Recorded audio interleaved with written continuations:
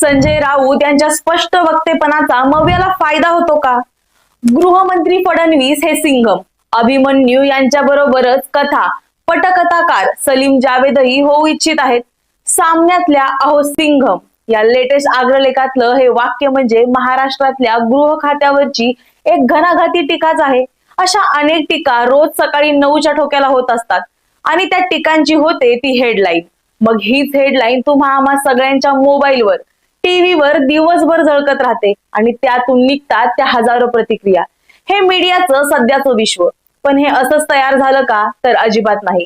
या सगळ्या मागचा एक सूत्रधार ज्याने धारदार जिभीने आणि लेखणीने हा आखाडा उघडला, तो सूत्रधार त्याचं नाव म्हणजे शिवसेना उभाटाचे खासदार संजय राऊत.